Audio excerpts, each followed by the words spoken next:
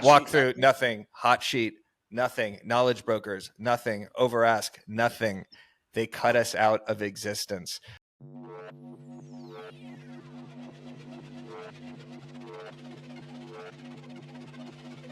Hello, everybody, and welcome back to the most underrated podcast in real estate, but also planet Earth.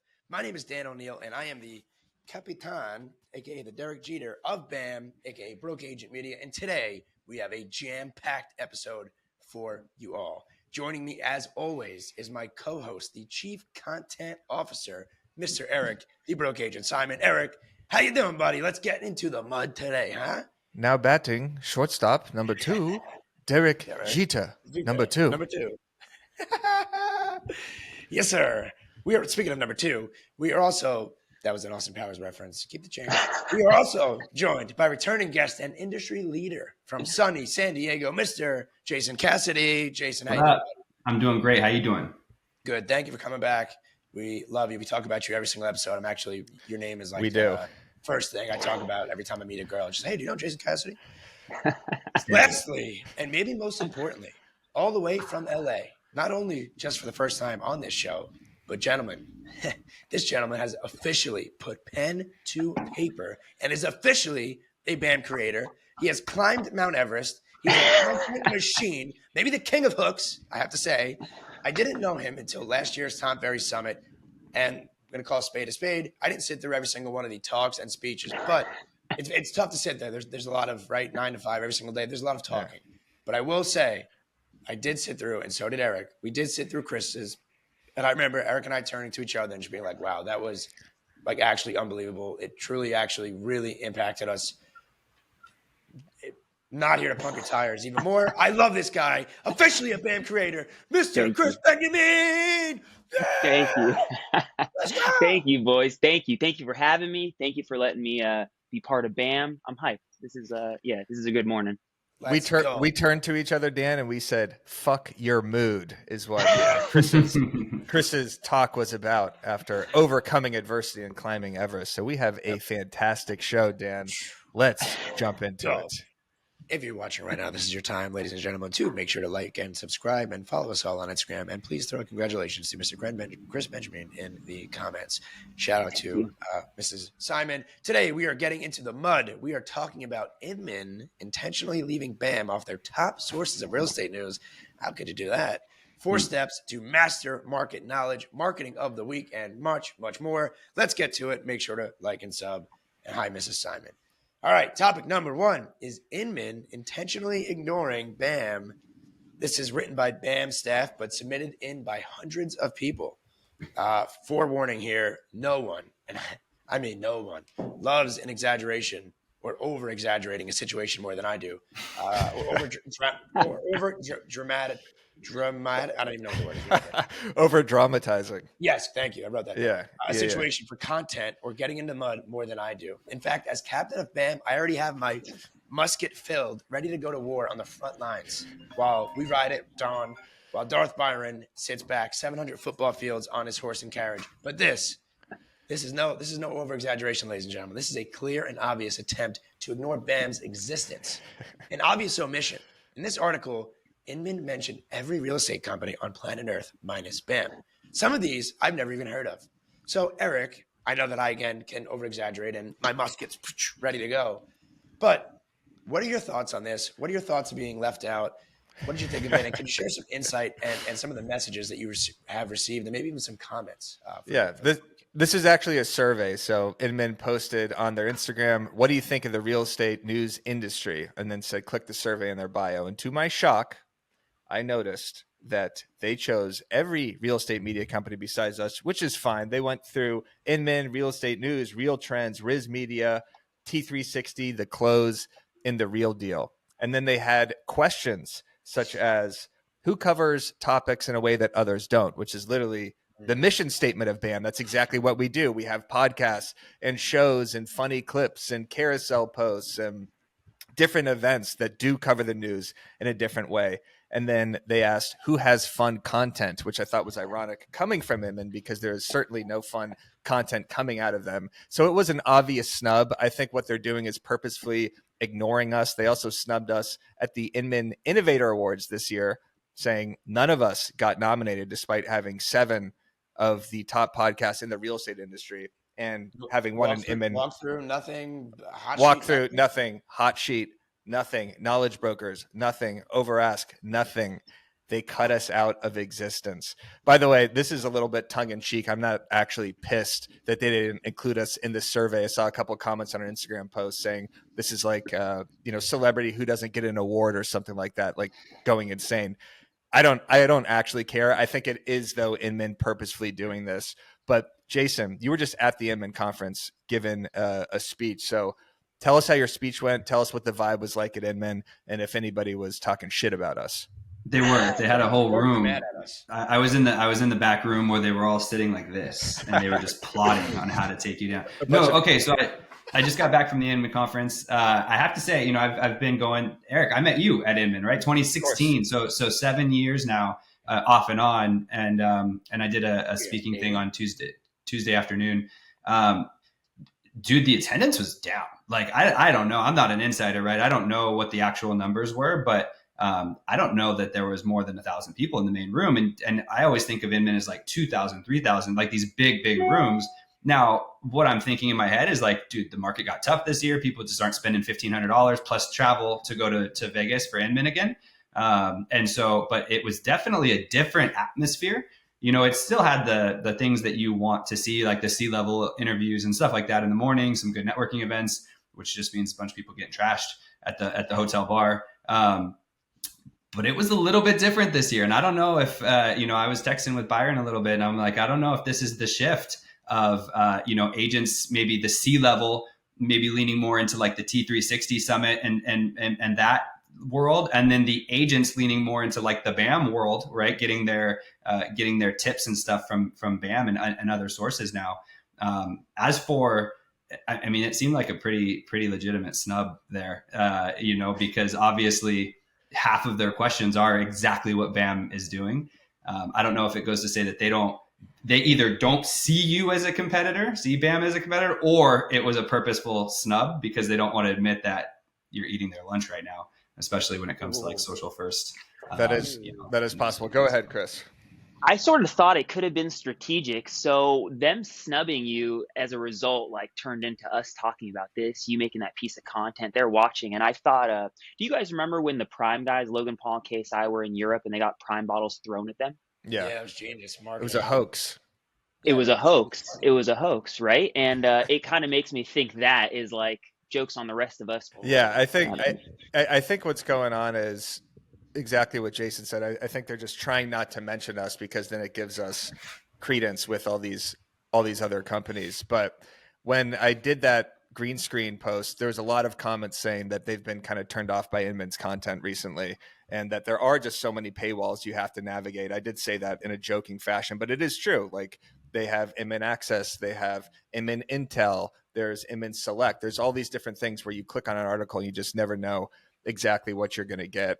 But I'll be fully transparent. Yeah, I felt obligated to pay for Inman last night when we were talking about the topics today. And I wasn't going to ask one of you guys for the login. I was like, well, I guess it's about time for me to start buying. There's about 120 people that we've had on the show that all share Eric's login. Like, I'm looking at mine right now and it says Eric, but I'll be the one here, like, to take over what Darth Byron would say.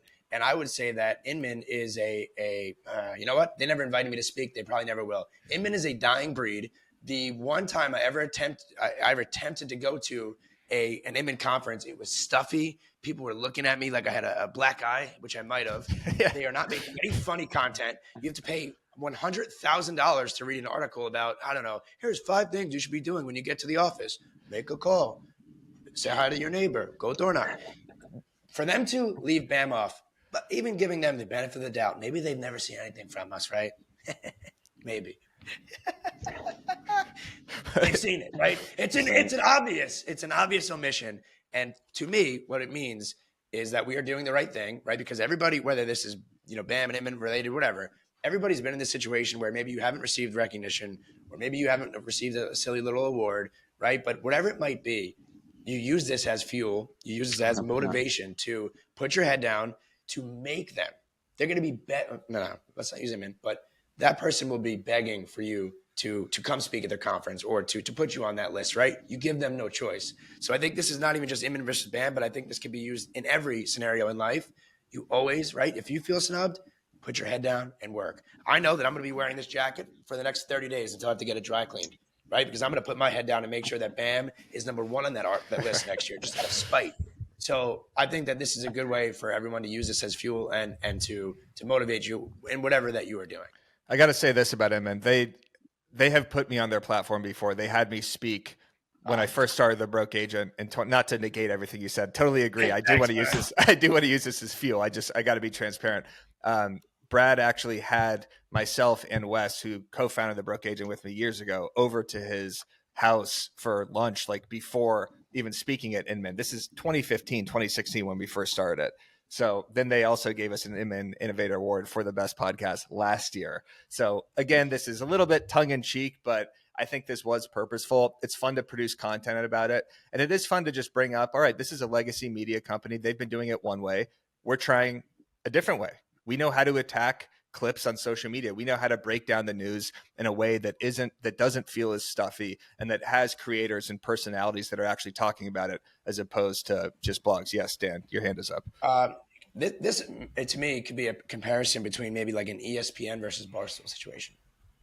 Yeah. But they're not even, but they don't even know they're in the war is the funny thing. But here's something they did do. So I posted the clip of me green screening the survey on Now Bam. Inman's Instagram account sent me that clip. So I think what they were trying to do is DM that clip to someone else, but they just sent the clip right back to my account. And I just didn't acknowledge it, which is funny because clearly the social media manager saw it and was trying to send it to someone else and just ricocheted it right back to me. But Jason, what was your speech about?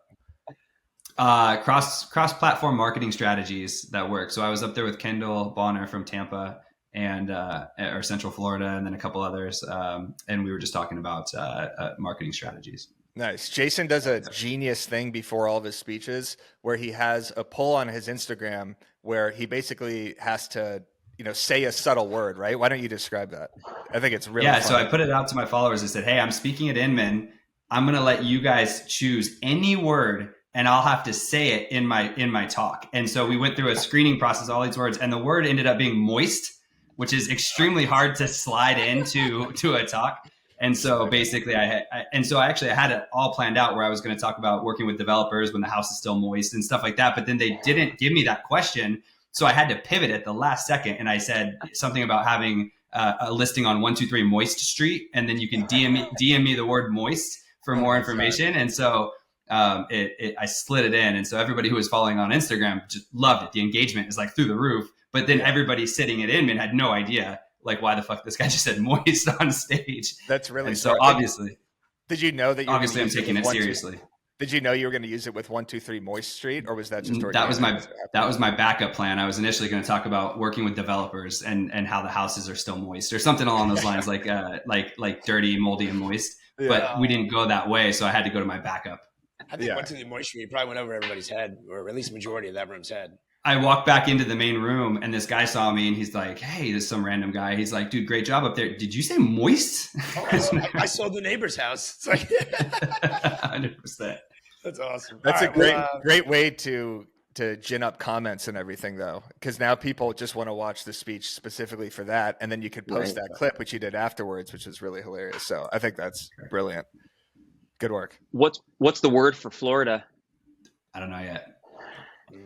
That one's not going to work as well because everybody. See, the thing is at Inman, nobody in the crowd follows me yet, probably. Whereas in Florida, I'm going to have a lot of followers, so they're going to. It could work better, actually. Who knows? Yeah, exactly. All right. Well, suffice to say, I will never be invited to another Inman event. Same here. What do you mean? You just pillow? That was a pillow fight. I have to be barring over here. No, I was. Inman's watching. I just started. Yeah. If Inman's watching, you gotta have Krys. But here's. I just paid $200 last night, so bring me on board. Yeah, exactly. Maybe there's something to those paywalls. Maybe we'll have Bam behind an enormous paywall at some point. But here's the deal. If you want to go to a real conference, here's what you got to do. You got to come to the Bam Bash August 22nd and meet us at the Tom Ferry Summit. This is the best real estate conference I've ever been to year after year after year. It is fun. The energy is popping. People are jumping up and down to Zombie Nation. Hopefully they switch the song this year and it's not Zombie Nation. I think that might be a little bit played out, but I love this conference. And if you want $100 off a ticket, we have that for you too. So you could join us at Bam Bash at the Party. Use code PRBAMSS for $100 off. That is PRBAMSS. There's a link down in the description. We will see you at the Tom Ferry Summit. And then we got another event coming up September 20th, BAM Camp. We'll get into that a little bit further, but we'll see you at the TF Summit. 3 weeks, baby. 3 weeks. 2 weeks. I can't wait. A week and a half. August 22nd. Super Bowl of real estate. Let's go. All right, on to topic number 2. 4 steps to master market knowledge from Mr. Tom Toole, the market knowledge expert himself. This is his words. I apologize. There's something that every agent should be thinking about right now in order to better advise their clients, and that's how to master market knowledge. There are 4 steps, plus a bonus hack from Tom, on how to position yourself as the market expert to your client base. As the market gets more challenging and as we get into this higher rate environment, it's not going to be an obvious decision to buy or sell a home. It's going to be based on motivation and major life events. This means consumers are going to be more careful about who they select as their real estate agent. Tom's 4 tips are as follows. Number 1, in-depth market research. Before you go and meet any buyer or seller, ensure that you know the following. Do you know what prices are changing year over year? Do you know where days on markets are trending year over year? And do you know what price point in the market where demands get a little soft or moist, as Jason would say? Understand neighborhood demographics. The second step is understanding neighborhood demographics and amenities. Do you know the buyers moving into these neighborhoods? Number 3, analyze recent sales data. Active listings, pending sales, closed sales, absorption rate, all of the above. And number 4 is identifying emerging market opportunities. So basically this is, hey, listen, if you have a very overpopulated downtown, where could somebody else maybe move that would, is on the up and coming? Krys, I'm going to start with you. How do you stay up on your market knowledge? And what are some tactics that you use? And what did you think of the article? I thought it was a great article, and to be honest, it surprises me that our industry is, I don't want to say reluctant to get the data, but just doesn't really, I think, commit the time that they need to know this stuff very well. So low-hanging fruit, Keeping Current Matters is an easy way. They do their deep dive every Monday, so that stuff is very current. The deep dive they drop every Monday, and that's very helpful. They do their monthly market report, which is cool. That comes out the 10th of every month. But day to day, I'm looking at the MLS. So the CRMLS is the one that I'm with. I'm thinking, Jason, you use the same one. You have InfoSparks? SDMLS, but we have InfoSparks on there as well, yeah. Yeah, exactly. So InfoSparks is so easy, and InfoSparks has made it literally dummy proof. You can select price point to search, median sales price, days on market, and if I'm only doing a couple things every single day, I think glancing at what's happening is one of them. And then before I make calls, I guess I'll leave it on this. Before I make calls, I want to know where I'm going with the conversation. I want to have something that I can circle back to. So if I'm calling expireds in LA, I want to know that prices have gone up 40% in the last 3 years. I don't want to look that up. So based on who I'm talking to, I'll probably have a little tool belt of a couple sound bites. Because if you can't deliver them smooth, you can't flow off the tongue. I just think it's just not as effective. Yeah. Jason, what about you? Similar. Yeah. So we do, when I wake up in the morning, I come into the office, I've got my email open, my CRM, and then the MLS. And on the MLS is the hot sheet, right? Shout out to Byron with the hot sheet. But so if you're not looking at your active market inventory every single day, I mean, what are you even doing, right? To a certain extent, obviously I don't look over all of San Diego, but I've got my geographic farms that I keep an eye on, so that every single listing that pops up. And then on a more macro level, Keeping Current Matters.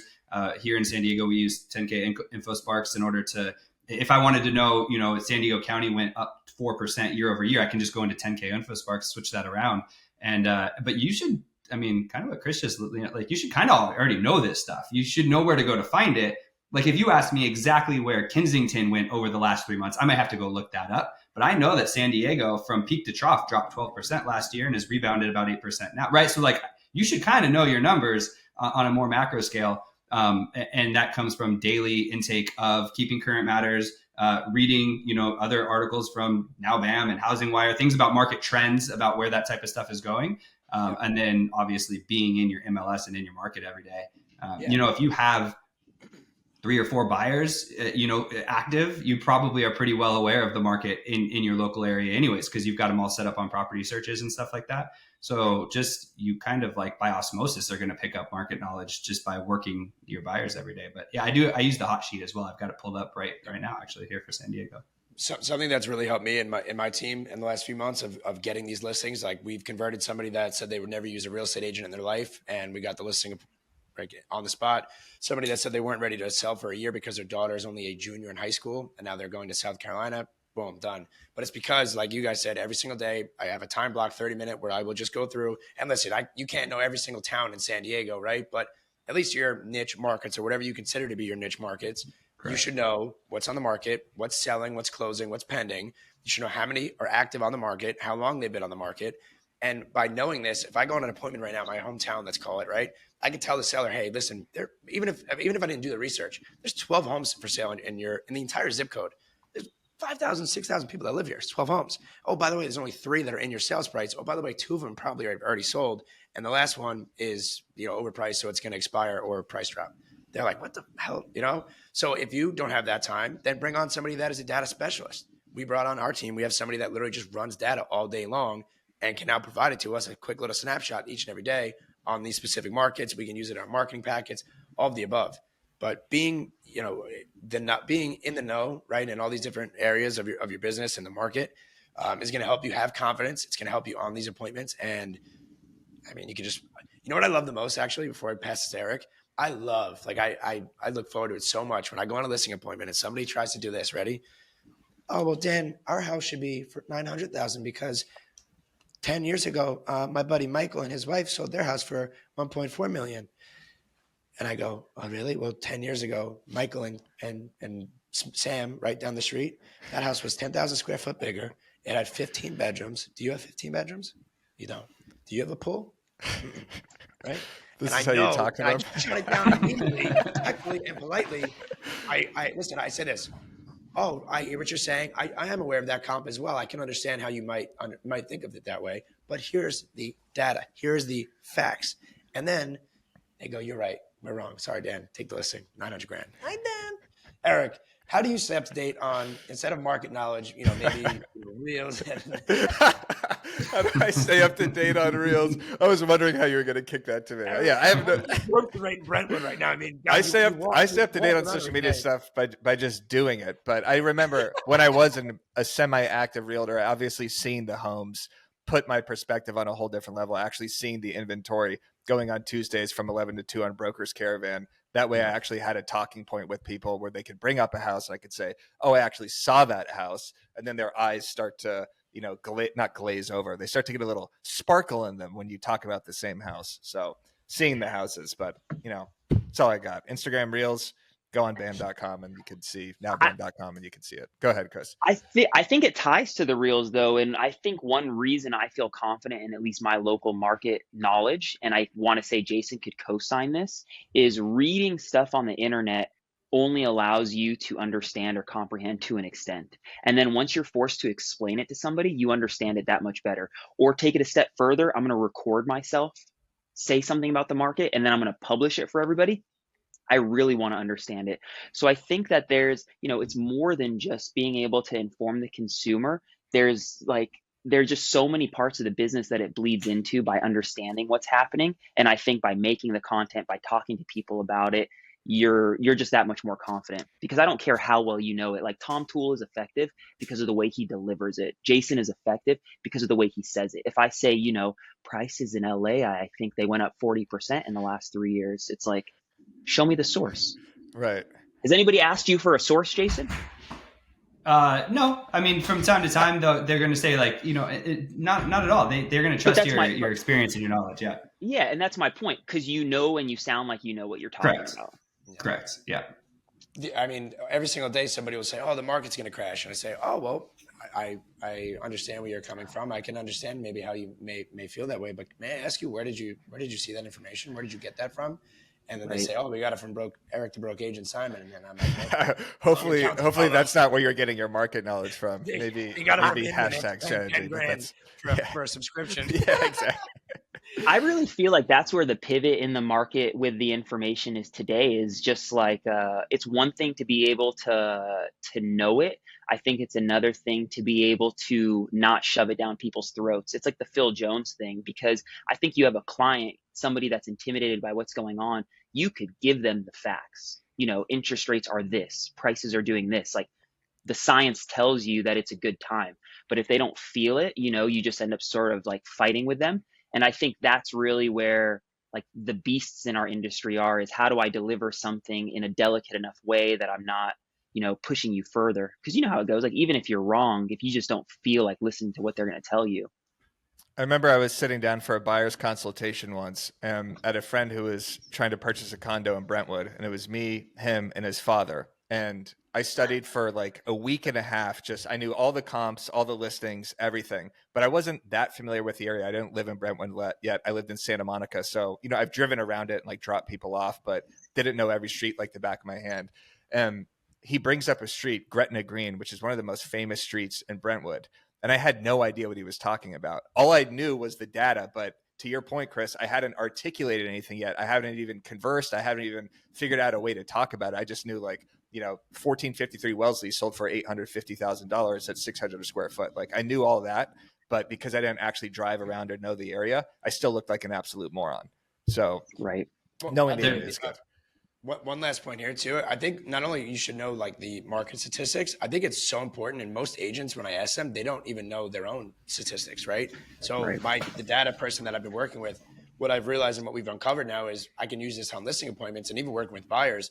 In our market, if you go for sale by owner, their average list to sale price, right, is 92% out of 100. The average agent in my market, or even let's say the top 3% of agents in my market, their average list to sale price is 102%. Ours, after doing all the research and all this data, right, for the last 4 years, is 136%. So you're going on a for sale by owner, 92 to 136. It's a lot of money. Like, you're not even going to feel that commission. Even the top 3% of agents in our market at 102 versus a 136, right? I'm jumping in pools or doing all these things. But if I didn't know, like, not only just the market statistics, but our own, right? That's really powerful. You just nailed it. There's a clouds and a dirt. That's old Gary Vee-ism, but like the clouds and the dirt-ism to this, where it's like, can you do the content creation and all this type of stuff that you see, but like, do you know how to open a lockbox? And do you also know how to find your market statistic? There's like a dirt component to it that I think too many people just forget about that part. And it's like, that's actually the foundation of your whole business. That's the stuff you need to wake up every single day, practice and know. And then the other stuff is like the clouds, like that's kind of like the top stuff. But there's a foundational element I think a lot of agents maybe miss. Yeah.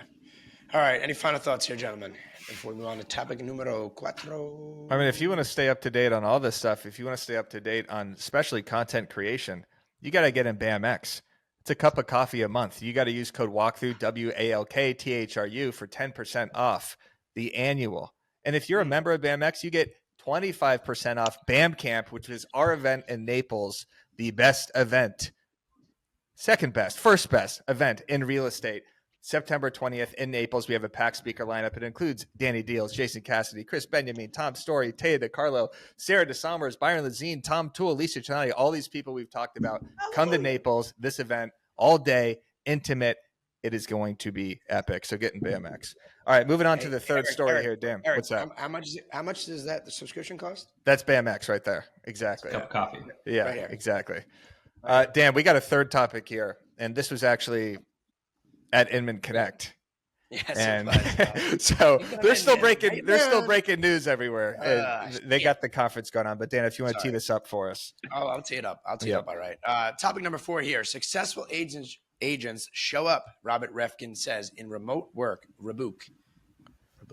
This is Jason's godfather, Mr. Robert Refkin, the CEO of Compass.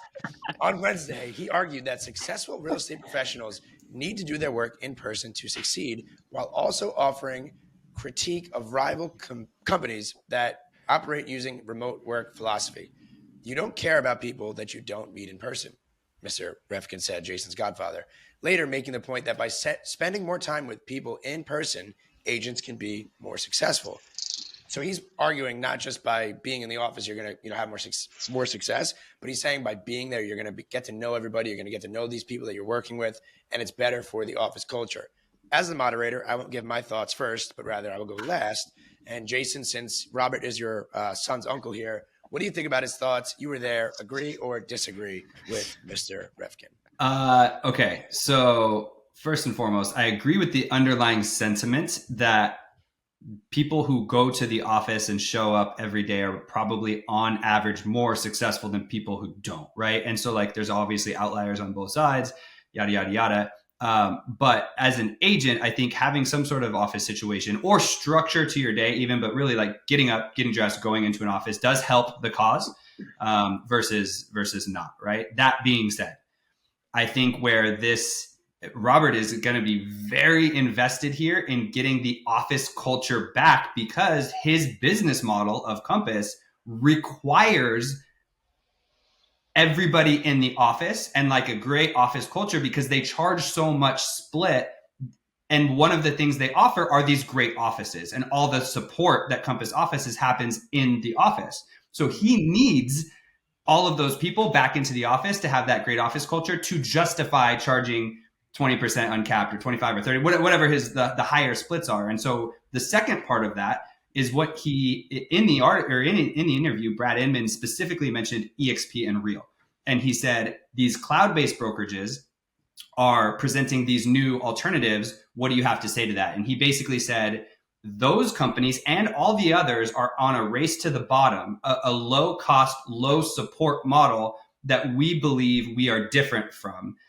Now, it was a slight at EXP and Real, but then when you fundamentally look at the numbers of both of those companies are profitable, and Compass is still losing $49 million a quarter. You know what I mean? So in a sense, he probably maybe can learn a thing or two from the cloud-based models and not just look the other way and say, well, we need to get the office culture back. You know what I mean? So in a sense, I get what he was trying to say. And from an agent perspective, I somewhat agree, but probably should reel back in that critique of EXP specifically, because they've been profitable for like 3 years. They're doing something right, and Real following the model, right? You should probably reel that in just a tad. Well, so what would you say to him about Real? I mean, you don't think that being maybe in the office could help? And totally. And I think that one of the things that Real and EXP offer is keeping more of your funds to then go out and get your own office, if that's the type of business model you want, right? So like you could theoretically then have an office for your team to come in and work out of. And the top producing agents, all of the top producing agents at EXP here in San Diego, all the biggest teams and agents all have their own offices, right? So, and they're able to fund that with the savings in commissions, theoretically, and partial. So I do think that like I said in the first part, I do think that the office culture is helpful to foster successful agents. Mm-hmm. I just think that maybe he needs it to be more successful because it's for his bottom line, because they're carrying a shit ton of office expense that is eating into their profit. And if they don't get agents back into the office, people will continue to leave there into these cloud-based models that he like chagrined so much. Yes, agreed. Krys, what about you? How do you feel about Mr. Refkin's comments here? You know, I kind of tend to agree. I don't have so much of a dog in the fight when it comes to like the cloud or the office-based models or the more classic-based models. But from my experience in just trying to run a small team with admin and newer sales agents, it's very difficult to exert influence remotely. It's really hard to encourage and to motivate and to inspire digitally. And when so much of what we're doing, I feel like, is learning by osmosis, it's hard not to be there physically. So when I'm on the phones and they can't hear me on the phones, I feel like they're losing out on that. So I think like the Jasons, I think heavy hitters can work from home just fine. I think for me personally, it's hard, and maybe this is the old school side. It's like I want to be able to tell my TC something. I want to tell my video guy something. But for the new agents specifically, I think it's very, very tough because they need the culture and they need the energy, in my opinion, because this is a energy-based game. I mean, look at the people that are crushing it here. I think it's very few of them that are like real introverts sitting in a corner. Like, this is a belly to belly sport. This is an in your face kind of game. And you're just not even to mention all of the incidental benefits you get by just going to your office. Like I play a game and every week I'm trying to collect at least 10 Instagram handles. Where do I get them? I get them at Starbucks. I get them at the gas station. I get them on my way to the office. Like, you know what I'm saying? Like I'm just out and about. I don't do that sitting in my bedroom. I love you, Jason, but I will tell you that our new office, right? I've spoken about this many of times. Our new office that we just moved to has absolutely changed our business. I mean, I'm sure you guys have seen like our team page and the stuff, my content that I'm posting. The eye-to-eye, belly-to-belly, the office hours that we set for our agents, like making calls together in person, the feeling of getting dressed and showing up to the office, going door knocking together, building bonds, right? Like doing all these things together builds the culture that like, unfortunately we can't do here on Zoom. Like, right. Look at how much we've bonded from these conferences that we've gone to. That bond continues because we talk on Zoom, we text, whatever, but seeing somebody every single day, right? 5 days a week, you're in the trenches with that person. Even people that aren't on my team that I see in the office, like all the staff and, you know, the accounting people and everything. Like I have our onboarding person, this guy at 3 p.m. every day comes downstairs with a cup of what I call the Zaps. And it's like this Colombian coffee. And I put Sandstorm on, right? And I'm drinking the coffee and like we dance, it's fun. So it's just like by being in the office, there's so many benefits to it. And it's not even like to Robert's point, I think it really helps when you get to build that bond with people. And it's fun, like doing these things with people too. Sorry, Eric, go ahead. Jason went from Compass to Real. So Jason, why don't you tell us, like, do you wait a minute? Why did you preface that line with "I love you, Jason"? That's exactly what I said. In the first part I know. Jason was not negating anything about that. I'm just anxiety ridden. I don't want anyone to think that I was like dismissing EXP or Real or any cloud-based brokerage. So I just prefaced it with that. I'm just saying I don't think that EXP or Real.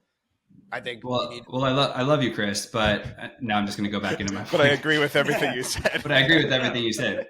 But Jason, do you have an office right now? Yeah. Okay, then I am a moron.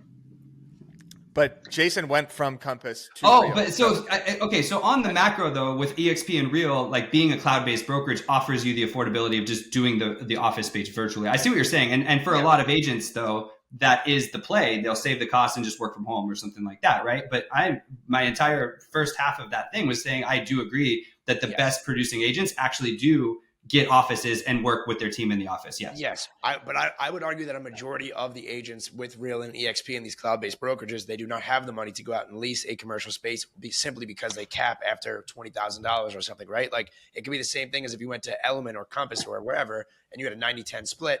The money that you're getting or saving, now you don't have to put that money towards a commercial space, which is, by the way, commercial prices are, bananas right now. Maybe not where you guys are, but at least by me. So, right, like that's even in Florida right now, paying $18,000 a month in rent.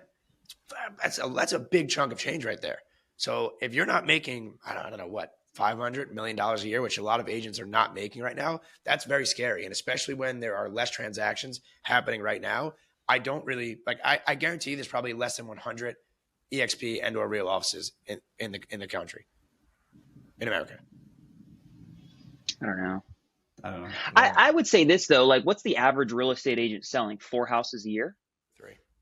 3 houses a year? The average real estate agent doesn't need to be in an office to be doing that. Like we're talking about, I think, 2 very different groups of people. Like I don't know the statistics well enough to know how much business all the real agents are doing, but like there is the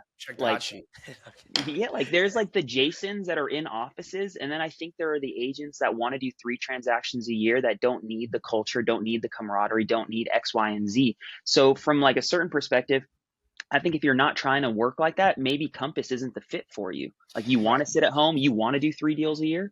I don't think that's. If you want to sit home and do 3 deals a year, then I don't think Jason wants you on his team. I don't want you on my team, right? Like, and you're not going to survive in this business because you're not going to make any. Like, it just doesn't make any sense. So the caveat to Robert's whole thing was basically like we are high cost, high service. Those cloud based brokerages are low cost, low service. We think this is the better model, but agent migration over the last 4 years disagrees. Right? Most of Compass not most of Compass's people, but like if you look at the Mike Del Prete articles on Inman, it's like Compass, Anywhere, Realogy, Coldwell Banker, all the legacy brands are losing people to the cloud-based model. And then when you actually break down cost or deals per agent at all the brokerages, the higher cost, higher service people average like 0.005 deals more per year than the low cost, low service people. So it's like you're paying more cost for more service to theoretically be a better agent, but the numbers show that they're about the same on average. So I think that there's underlying, like, the agent themselves are the ones who's got to motivate and go to the office and do all that type of stuff. And so I don't think it's the brokerage anymore as much as it used to be that we need that from. Yeah, and I think it's really, there's context to every situation, right? So I think it's based on, like you said, the agent, the market, right? Like, they're very big where you are, Jason. They just opened up in my local town, and I think that they're probably finding it a little bit hard to recruit. They do actually have a space too. And they have an office in Long Island, though, right? Yeah. Kyle Kelly's like, he was a mentor to me. I love him to death. They're doing very, very well. So, good on them. I love them. But I think it's, we brought on a lot of new agents now that I have this public accountability bet with Lisa Chinati. And we set these office hours, right? And we make them go to the office.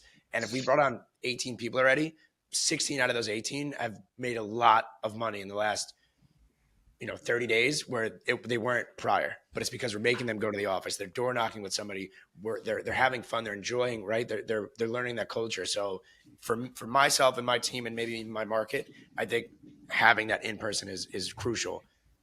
Maybe elsewhere not. Eric, do you have anything to say here, or are you just? I'm just sitting here. No, I think having the brick and mortar also is useful for walk-ins and for just brand recognition, right? Because when I see the Compass office on Montana and Santa Monica, I see it in Venice on Abbott Kinney. Like, these are people that are constantly seeing that brand and it's being engraved in their head. So I think that also is extremely helpful. And it's kind of like I don't know, Jason, what's the word? Is it like the halo effect or something in marketing when you keep seeing something, but you don't actually take action on it? But then when you see an agent from Compass reach out, you're thinking, oh, I've seen Compass a million times. I just haven't actually taken action on it. So, all right, I think we beat this. We understand this topic, and it's time to move on to the next one. But right, office good, office bad. Yeah, office good, office bad. Love you, Jason. Love you, Krys. Hate you, Eric. On to the next topic. Make sure you like and subscribe, and let us know what do you think about our takes there. Yeah, cloud-based or office? Let us know in the comments. Yes. Topic number 4. 5? Yeah, topic number 4. This is basically just marketer of the week. We got 2 videos here. We got one from Danny Deals, which is a cool nostalgia listing video. We really like this style. So, Haley, if you want to get this teed up. Yeah, you don't have a Jason video this week? Or I know. Jason, we do talk about you on a weekly basis, specifically that food video. So this is a video of Dan. My entire team, they're all copying it. Sorry. That's a perfect little thumbnail right there, little baby. So why don't you play it, and then we'll give our thoughts. Actually, we'll play this, and then we'll play Krys's, and then we'll give our thoughts. Go ahead. A home is more than just a physical structure. It's a sanctuary of comfort and belonging. It's where cherished memories are made and where love, laughter, and warmth fill the air. A home is a place of refuge where we find peace after a long day and where our true selves can be embraced without judgment. It's the backdrop of our lives, witnessing our growth, struggles, and triumphs. A home is a reflection of who we are. Beyond the walls and a roof, a home is the heart of a family, the foundation of relationships and the center of our universe. It holds the power to evoke nostalgia and sentimental feelings, reminding us of the countless moments that have shaped us and the people we hold dear. In essence, a home is where our hearts reside, forever imprinted with the love and memories that make it truly special. So the context behind this video, Cameron and I grew up on the same street. We all grew up on Bobcat Lane. Me and my friends from elementary school, junior high, high school, college, and now, even to this day, we're all still best friends, the same core group of, I'd say, 10 of us. Here's a picture of Cameron and I with my dog, Tanya, in my childhood bedroom. I mean, we have to be like 9 years old, 10 years old. Here's me having Tom in a headlock, and my buddy Zach has Cameron in an absolute pretzel. If it weren't for where I grew up in the neighborhood, we used to play street hockey every day. We would play manhunt, we played basketball, we played every sport. And where we grew up are what shaped those friendships. The memories that were made, not only with our family, but also with our friends. I wouldn't be. Thank you. For context, how did I miss that? I shot that myself because my video team was sick, number one. And number two, the reason I did that was because that is my buddy Cameron's house, and that is now his son. So that's kind of like why I tied that all in together. And I just thought it was pretty cool. Like, we played, whenever we grew up together. But anyway. It was very cool. Thank you. Yeah. I got to ask, the script for that and you reading it, did you write that script? Did you chat GPT it? It's great. It's just funny to hear your voice narrating something so serious and like emotional. I know. So walk us through that. To be clear, I really don't know how to use ChatGPT. Yeah. So no, I mean, No, I believe you. Yeah. I really don't know how to use it. Yeah. So I wrote that myself. I mean, just like Good. the Grinch skit back in the day, you know, there comes a time like, you know, I'm joking and I play his character and whatever, but like, you know, I can get a little emotional, and especially because he's my best friend growing up and all those things and those pictures. I mean, I asked my mom to find them. She went through all of my yearbooks. Turns out she has a tooth of mine from when I was like my first tooth I ever lost. Like, mom, it's a little psychotic, but now that I actually wrote that, and then is that a train? What the? I don't know what that was. Sorry, guys, that's a trash can. Dude, mine's happening right now too. Trash cans are outside. Thursdays. Yep. All right. Anyway, so yeah, I did seriously write that myself, and yeah, I took it serious. Anyway, I love love the take on the listing video. The nostalgia play is great. You're showing the house, you know, playing catch in the backyard. It's a completely different way than just walking through the house, and then it shows you the emotional connectivity you could get to a house. So, good work, Dan. Good thing your voice is so soothing. Yeah, exactly. That's why I was laughing. It's just funny because every time I hear you, you're not saying something that serious to me, and then it's just like this emotional narration of it, which is really good. I mean, I also never have a voice either. I mean, I'm always talking like I have a frog in my throat, so I literally had to sit there and like had like 10 gobstoppers in my mouth. I had to go gobstoppers. For anyone that doesn't know, it sounds like Aunt Julia smoking a pack of cigarettes. Straight up. Imagine this my entire like voice thing is just all a ruse, and I just do it like, you know, comment on it. You're like Michael Corleone in The Godfather. You actually just stuff stuff in your cheeks. Wait, I have a question. That's your buddy's house? Sorry, that was your buddy's that you're selling. That's right. Yep.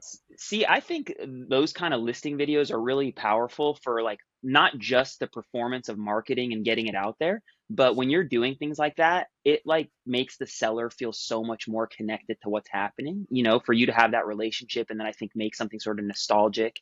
That resonates even if it doesn't pop, you know, and I just love what we're doing with the content now. It's like the sellers are so into what we're doing because they see the effort. It's almost like forget how it performs. My last listing video, it's a couple videos back on my Instagram, I actually had the sellers in it. So like the sellers, we did a very similar thing but I interviewed them off camera, and I was like, you know, what did it feel like when you moved into this house? What are your favorite memories in this house, right? And then they're answering the questions back on camera as the videographer is kind of showing the house. They're saying our favorite memory here is when we brought our son home from the hospital. And then this, you know, they're selling the house through their own words. Yeah, it's just so much brilliant. More that's a great idea. Dan, I love the idea of if you're selling a close family member or a friend or a cousin or whatever, doing that exact video. So hopefully people watch this, get inspired, and do something similar. It's a great idea. Yeah, great idea. Thank you for highlighting me for the first time on the show. Yeah, of course. Well, you know, I got to surprise you with Marketer of the Week. Surprise. There you go. Now let's go into Krys Benyamin's video, because I thought this was another brilliant marketing piece. Every one of Krys's are brilliant. I don't even know which one this is. If you gotta watch this. Watch this. Oh, bro, I already seen that. Oh, did you see that? Felt it. You're gonna watch it again with me.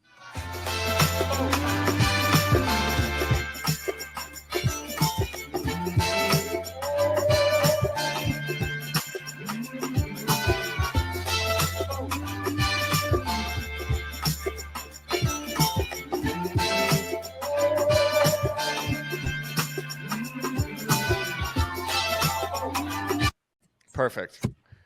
So again, the king of visual hooks, Krys, is always popping out of places. He slaps himself in the face as the hook to this video. So it leads with comedy. It immediately captures your attention, and then straight into the listing video. I love videos like this, like how Paige Steckling hits a golf ball or does, you know, something falls on her head or something like that. Like that's how you capture people's attention. So, and it's also like a trend to do that, like slap video. So it's also a trend jack in a way. So Krys, great job. Great job. Thank you. I wish I could take credit for the idea. I think his name's the Brock. Brock Johnson? Brock Johnson. No, I don't know what his last name is. The influencer, the creator who like inspired like that video. The slap video? Yeah, but you're the first person to use the slap video as the hook. Yeah. Thank you. I would say, unless there's other people slapping each other and then going into listing videos, which after this, I'm gonna slap the shit out of you when I see you. I'll tell you that much. Yeah, I don't know how Dan and Jason feel. Oh, sorry, go ahead. You. I was just saying, I don't know how Dan and Jason feel, but I just in the beginning of making these listing videos, it was like, all right, let's put all our eggs in the basket. We're gonna make one dynamite video, and it's gonna like change the world. And then, you drop the one video and it's just over. You got nothing left, and the house is on the market for, at least in LA, like another 14 days. So my approach has shifted, because it's like, what can I do to show the seller that I'm really working hard? And then what can I do to just treat this the same way Nike or Hollywood would treat a movie?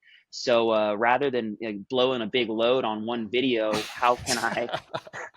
Oh man, we've made it. How many episodes have we done? 370 episodes of the show so far. Without saying that, on voice or that. Yeah, exactly.